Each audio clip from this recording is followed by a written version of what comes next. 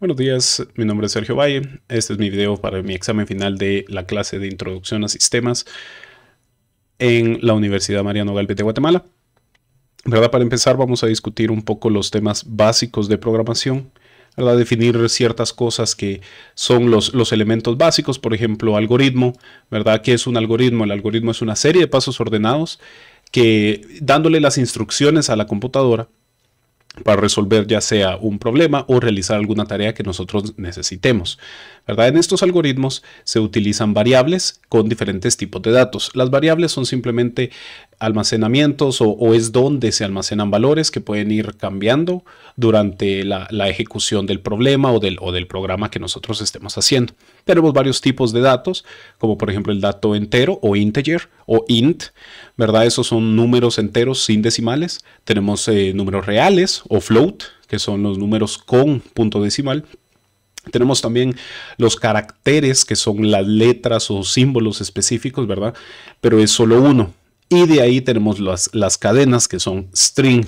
En el string nosotros especificamos de qué es texto, ¿verdad? Las cadenas son de texto. Además tenemos los booleanos, ¿verdad? En la álgebra booleana sabemos de que el booleano es un dato que devuelve verdadero o falso. Esto, quiera que no, nos ayuda bastante en las estructuras de control, ¿verdad? Hablando de estructuras de control, tenemos las condicionales, que son así como el si. El si es el más conocido tal vez o el más fácil de entender, porque es una condicional de si sucede lo que nosotros estamos pidiendo, entonces se ejecute esta acción. Si no se cumple o no ejecuta nada o hace algo más. Ya veremos algún ejemplo de esto. En el caso del según, el según se utiliza para casos que dependiendo del valor de alguna variable, ¿verdad? Que nosotros le asignemos, eso va a ser lo que va a pasar. Entonces, según el caso de que sea un número 1, por ejemplo, va a hacer algo el programa. Si es un número 2, va a hacer algo más y así sucesivamente. Para eso nos va a servir el según. Eso es para casos. Tenemos también para, que este es un bucle determinado. Este repite el código un número de veces que ya está especificado.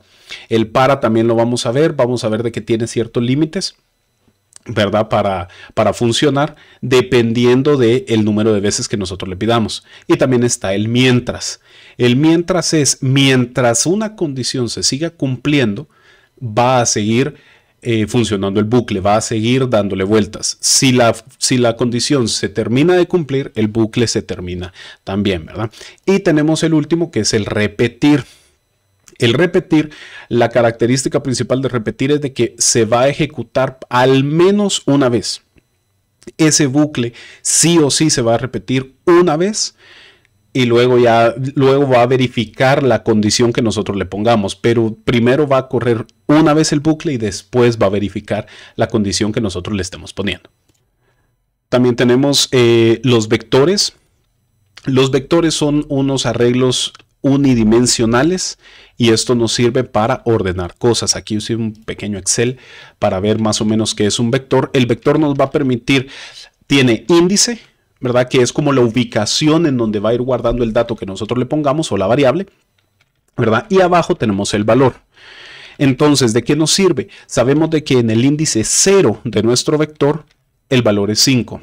Sabemos de que en el índice 1 el valor es 10. Y si pidiéramos el índice 6, es el 30. ¿Por qué 6? Porque se empieza a contar desde 0. Entonces es 0, 1, 2, 3, 4, 5. 0, 1, 2, 3, 4, 5. ¿Verdad? Entonces se cuenta desde 0. Siempre se empieza desde 0. Eso lo tenemos que recordar siempre. Y si lo vemos, las matrices es como un vector, pero bidimensional o multidimensional, dependiendo de cómo lo queramos ver. Entonces, en matriz, ¿verdad? La matriz, nosotros también vamos a tener índices, también vamos a tener valores, pero la matriz va a abarcar más de una sola posición. Entonces, por ejemplo, en este caso voy a hacer esta que va a ser de 3 por 3, ¿verdad? Y entonces iríamos, en vez de esta, hacer el índice 0, ¿verdad? Como lo estamos viendo acá, este realmente es 0,0. ¿Por qué? Porque es 0 en X y 0 en Y. ¿verdad? Así es como ustedes lo pueden ir ubicando. Entonces este va a ser 0,1, ¿verdad? 0,1, 0,2 y ahí tenemos nuestra primer fila y la primera columna, perdón, ¿verdad? De ahí tenemos la siguiente, 1,0, ¿verdad? Y así sucesivamente, ¿verdad? Ahí vamos a ir viendo nosotros, dependiendo de cómo nosotros lo querramos ir haciendo. Lo siento, en esta de acá cometí un pequeño error. El primer número, cuando nosotros estamos viendo las matrices, el primer número representa la fila y el segundo número representa la columna. Entonces, si nosotros lo queremos ver, este punto es 0, 0 porque es la columna, la fila 0 y la columna 0. Este de aquí es fila 1, columna 0. Y esta de aquí es fila 2, columna 0. Lo mismo sucede con esta de acá. Tenemos fila 0, columna 1. Fila 1, columna 1, fila 2, columna 1. Y aquí sucede exactamente lo mismo. Fila 0, columna 2, fila 1, columna 2 y fila 2, columna 2. ¿Verdad? Y básicamente esto es nuestra matriz, ¿verdad? Obviamente aquí, digamos, si nosotros quisiéramos, vamos a utilizar aquí igual casi los mismos números, ¿verdad? 5, 30, 35, solo para no repetir y que se nos haga un poco más fácil. Aquí. Entonces, pudiéramos decir que viendo nuestra matriz esta de acá, ¿verdad? Nosotros podemos decir que el 55, si nosotros necesitamos el número 55 de nuestra matriz, vamos a mandar a llamar al valor que esté en la columna o en la posición, ¿verdad? En las coordenadas 2,2, ¿verdad? En la segunda fila de la segunda columna. Y entonces ahí vamos a encontrar el 55. Lo mismo sucede con el 5, ese va a ser el 0, 0. Y si nos preguntaran dónde está el 30, está en el 1, 1. ¿Verdad? Ya vamos a ir viendo ahí un poco de uso de eso. Entonces vamos a hacer un pequeño ejercicio aquí en PSEINT solo para ver algo de ciclos, ¿verdad? O condicionales. Vamos a hacer uno bastante básico que es el par, ¿verdad? Definir si un número es par o es impar. ¿Verdad? Recordemos que para saber si un número es par, el residuo de la división del número, residuo 2, ¿verdad? Tiene que ser 0. Esa es como nuestra condicional, ¿verdad? Entonces, en este caso, vamos a sacar este pequeño programita acá. Vamos a poner definir num como entero. ¿Por qué? Porque el número que vamos a ingresar es entero. Entonces, siempre tenemos que definir nuestras variables como el tipo de variable o el tipo de valor que van a recibir. Entonces aquí escriba el número. Esto es, obviamente el escribir funciona para que lo muestre al usuario. Entonces nosotros le decimos a la máquina básicamente escriba esto y muéstreselo al usuario para que el usuario sepa qué tiene que hacer. Y aquí vamos a poner leer num. Entonces decimos, si num mod 2 es igual 0, entonces escribir el número es par. Si no, escribir el número es impar. Entonces básicamente este programa lo único que va a hacer es, nos va a pedir un número, le vamos a ingresar un número, él va a hacer la división por 2 y si el residuo de esa división es 0, entonces nos va a decir, sí, el número que usted ingresó es par. Entonces lo vamos a probar.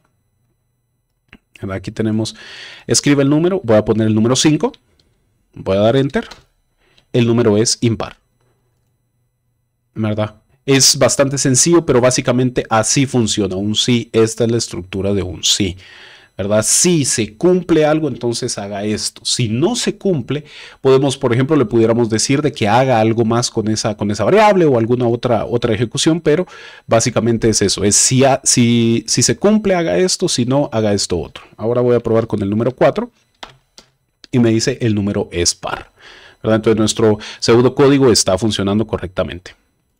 Ahora vamos a ver un ejemplo de nuestro ciclo para.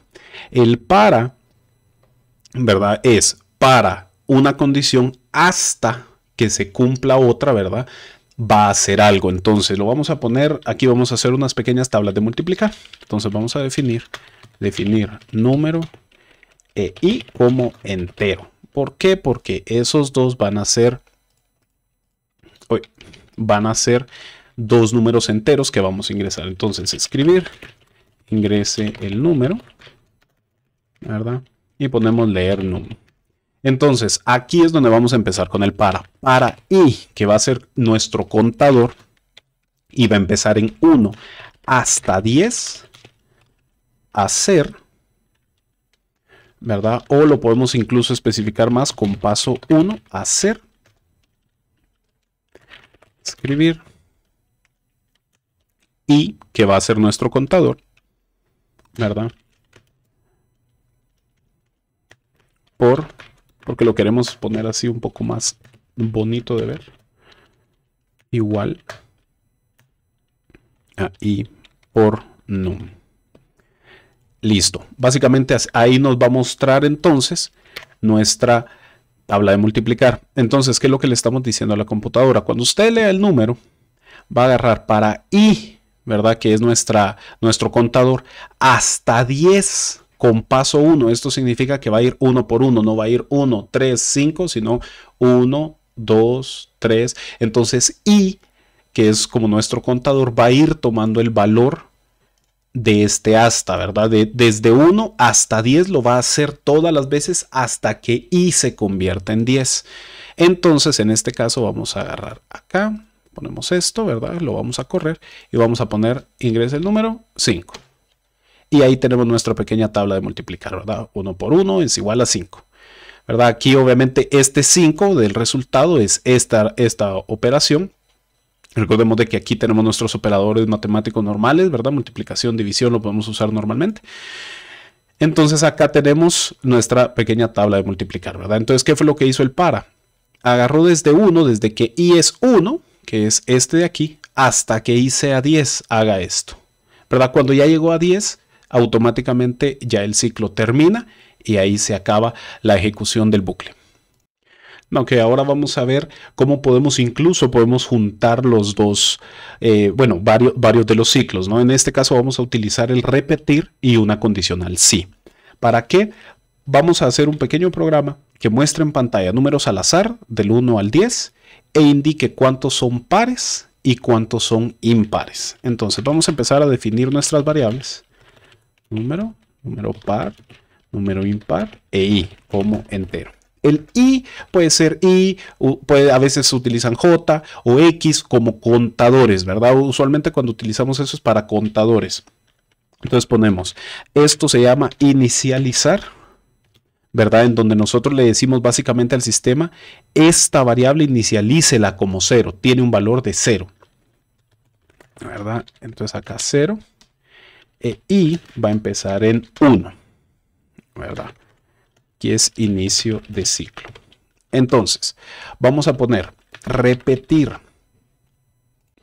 El repetir, recordemos de que repetir al menos se va a ejecutar una vez, ¿verdad? Por lo menos el repetir se va a ejecutar una vez. Entonces vamos a poner num, va a ser igual al azar. Esta es una instrucción en PSIN para poder sacar números al azar de 10, ¿verdad? Y vamos a ponerle escribir num, que lo escriba, y aquí es donde viene nuestra condicional. Va a ser muy parecida a lo que hicimos de si es par o es impar.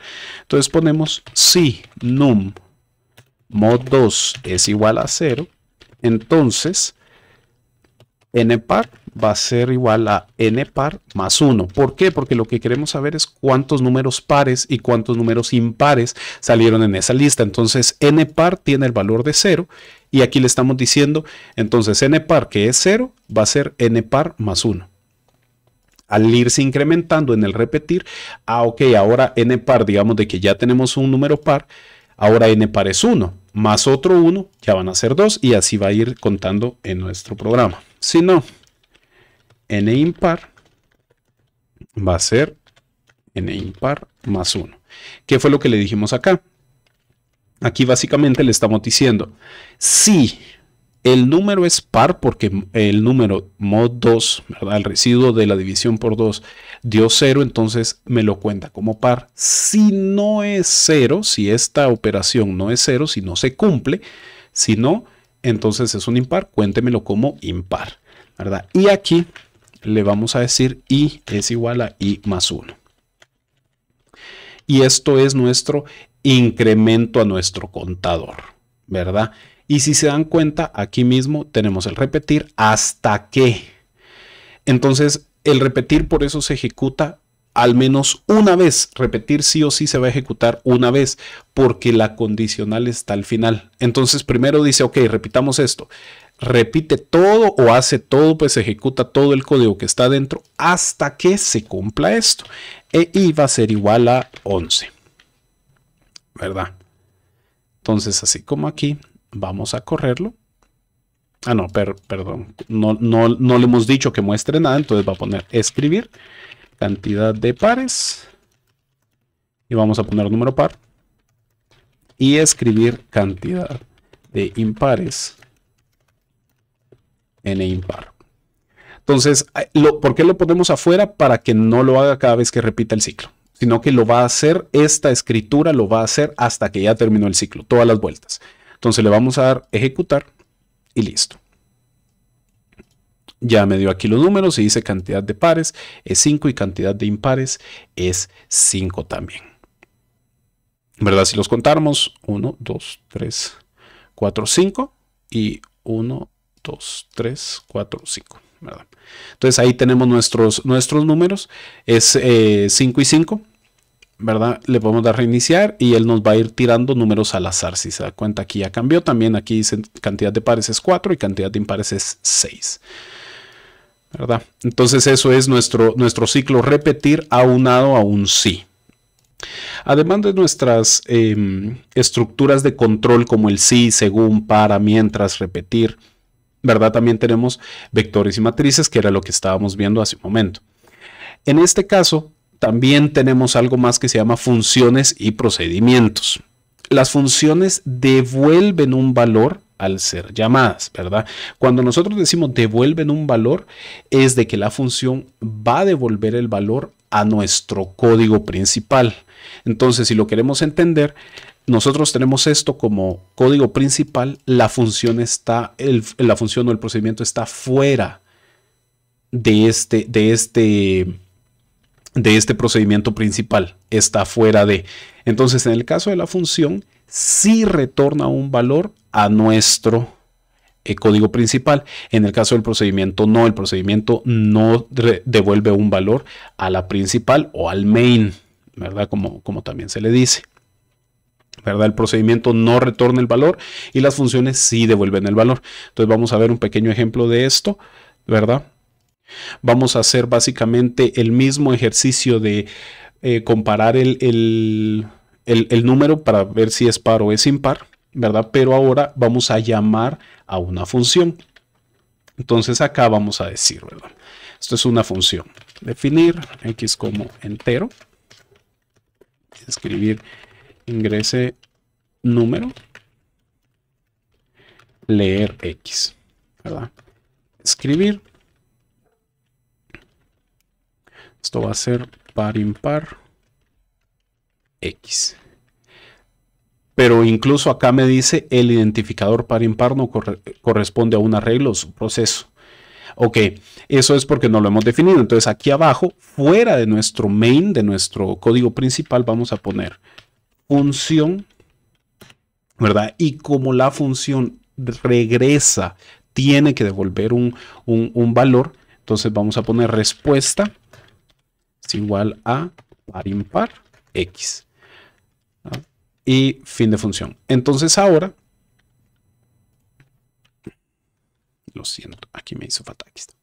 Entonces ahora ya le dijimos básicamente al sistema, ok, aquí usted va a pedir el número, ¿verdad? Va a leer el número y lo va a mandar a llamar en la función, ¿verdad? Este escribir par impar básicamente está llamando a esta función a que se ejecute y nosotros al decir escribir par impar, que es el nombre de nuestra función, le estamos diciendo, ok, lo que regrese de la función par impar, escríbalo, ¿verdad? Entonces básicamente eso es y aquí ponemos, sí, número 2 es igual a 0, entonces escriba, o pues respuesta va a ser igual a Si no, como siempre, respuesta va a ser igual a impar. Entonces, ¿es el mismo programa? Sí, pero está llamado de diferente forma. Entonces, si lo ejecutamos, acá, ingrese número, voy a poner el número 5. Nos dio un pequeño error acá. Ok. Ya veo. Es en esto de acá, le tenemos que poner... No, perdón. Yo utilicé en esta, ¿verdad? Yo utilicé la variable num cuando aquí estaba yo mandando la X. Entonces nosotros al poner esta de acá tenemos que asegurarnos de que sea la misma variable. Entonces ahora lo vamos a reiniciar. Ponemos 5 y por alguna razón no nos está mostrando si es par o impar. Vamos a ver. Listo. Ahora sí ya vi mi error. Fue un error de escritura. Si se dan cuenta acá en respuesta me hizo falta la S, entonces ahora sí, lo corremos y si le ponemos 5, me dice impar. ¿Verdad? Entonces es el mismo procedimiento, solo hecho función. ¿Para qué nos puede servir esto? Porque se estructura un poco mejor y los procedimientos los sacamos de nuestro main, ¿verdad? Para poderlos llamar incluso más de una vez sin tener que estarlos va de escribir, ¿verdad? Vamos a reiniciar, ponemos 4 por ejemplo y es par. Listo. Entonces, básicamente ese es el ejemplo de una función. La función sí regresa el valor a main. Ahora, en el caso de un procedimiento, el procedimiento no devuelve valor a main. Entonces, aquí va a ser un poco diferente. Vamos a hacer el mismo procedimiento de crear una tabla de multiplicar, solo que con un subproceso. En vez de hacerlo en el main, lo vamos a hacer con un procedimiento. Entonces, vamos a definir x como entero y vamos a decirle escribir ingrese un número, ¿verdad? Leer X. Y entonces acá lo vamos a mandar a tabla multi X, ¿verdad? Entonces vuelve a decirnos, pero tabla multi no existe, es porque no lo hemos hecho. Si se dan cuenta, ya salí del proceso principal, estamos fuera de fin proceso, ¿verdad? Y en el subproceso vamos a crearlo como tabla multi. Y este es igual, ¿verdad? Entonces aquí esto lo que le indica es al subproceso tabla multi mándele X, que es el valor que nosotros ingresamos aquí arriba. Y aquí nos dice, ok, aquí vamos a recibir algo y adentro de este proceso se va a llamar num. Entonces vamos a poner vamos a hacer un pequeño ciclo y desde 0 hasta 10 hacer, ¿verdad? Escribir y si se dan cuenta, en esta ocasión no utilizamos el con paso 1, porque si ustedes dejan el hacer es sobreentendido, automáticamente el sistema ya sabe que es 1 por 1, ¿verdad? Solo si quisieran ser más específicos o más claros, lo pueden utilizar así.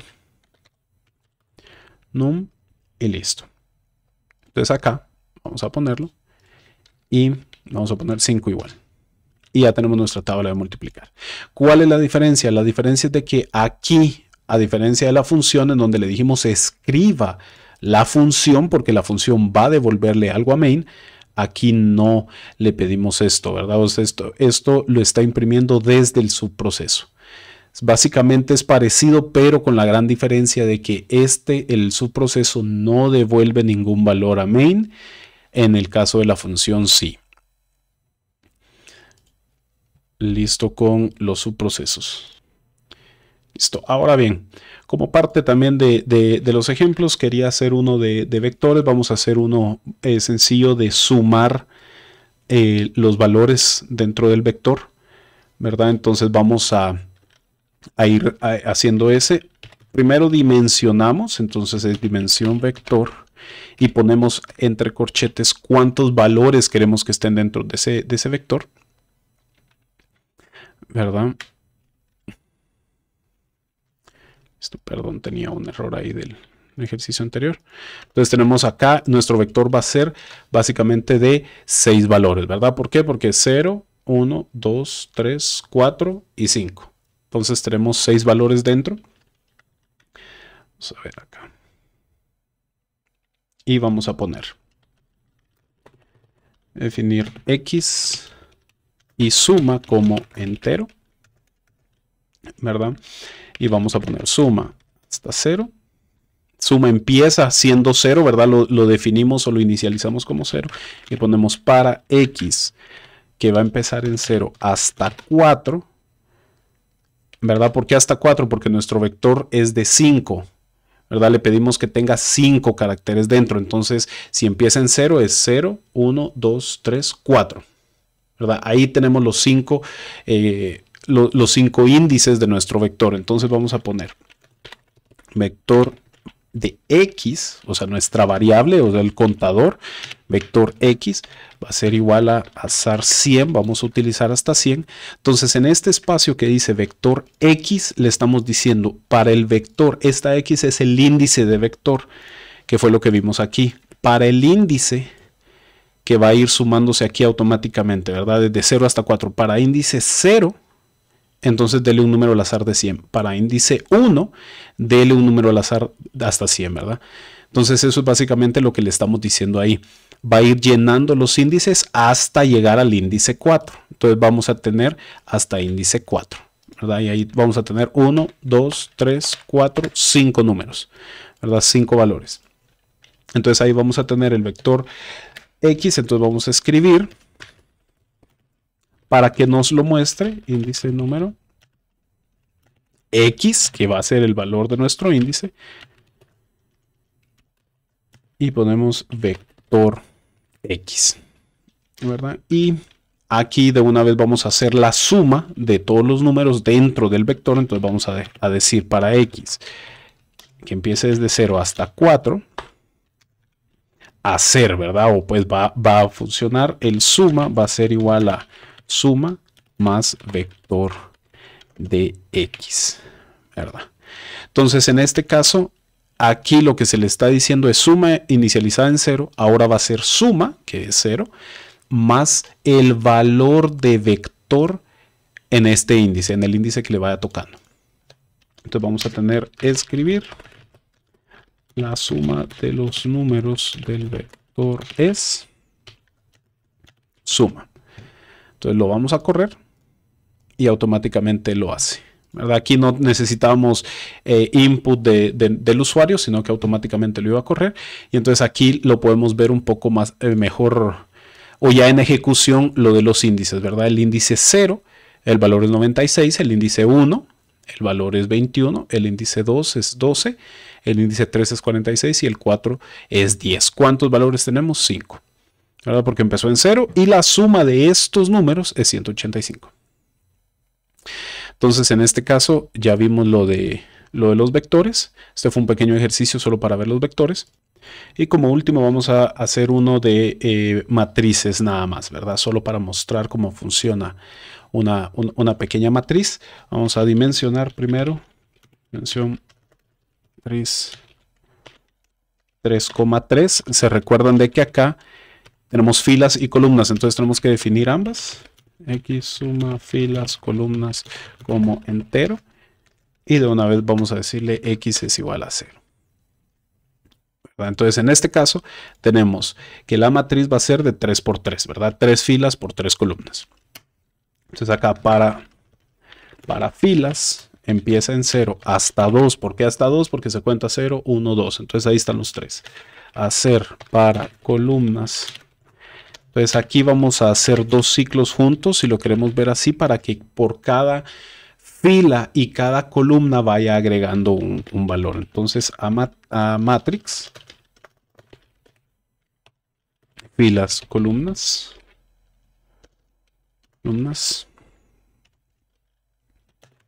y le vamos a dar valores de azar de hasta 100, ¿verdad? 100. Y fin para. Entonces básicamente este ciclo de aquí nos va a llenar nuestra matriz de 3 por 3, ¿verdad? Por cada fila y por cada columna le va a ir dando un valor de 100, ¿verdad? Y aquí entonces va a ir 0, 0, va a ser un número, 0, 1 va a ser otro número, 0, 2 va a ser otro número. Y así sucesivamente para llenarlo todos. Y aquí vamos a utilizar un subproceso, ¿verdad? Vamos a juntar un poco de todo. Y vamos a hacer la diagonal principal, ¿verdad? Va a ser una suma diagonal. principal. Y aquí le vamos a mandar a matrix, ¿verdad? Como es un subproceso, no va a devolver el valor a main. Y entonces aquí lo creamos, subproceso, suma diagonal principal, ¿verdad? Listo. Entonces acá, para filas, 0 hasta 2, hacer. Para columnas, hasta 2, hacer. Escribir, matrix, filas, columnas, ¿verdad? Sin saltar. Fin para. Y aquí vamos a escribir. Aquí simplemente es para que muestre los valores que vamos a tener en la matriz, pero ordenados, para que podamos ver las 3 filas y las 3 columnas, ¿verdad? Para tenerlo todo ordenado. Y aquí entonces vamos a poner suma.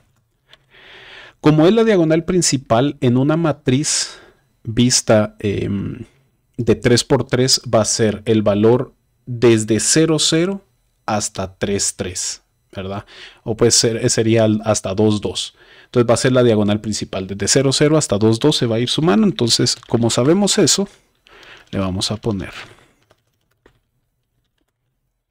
matrix, tengamos cuidado acá, matrix 0, 0 más matrix 1, 1 más matrix 2, 2. Y escribir suma diagonal principal es suma. Entonces vamos a intentar correrlo ahora. Corremos y automáticamente ya lo sacó. Entonces ahí lo tenemos. Esta es nuestra matriz 3×3, ¿verdad? Aquí es donde ya la llenamos con esto, después lo mandamos a nuestro subproceso y aquí saca ya la suma. Y si quisiéramos comprobar, ya saco yo aquí la calculadora y ponemos 79, que es el 0, 0, más 63, que es el 1, 1, más 81, que es el 2, 2, nos da un total de 223. Entonces nuestro programa corrió correctamente. Eso es básicamente todo. Espero el video no sea demasiado largo. Espero cumpla con todas las expectativas. Que tengan muy buen día. Gracias, ingeniero.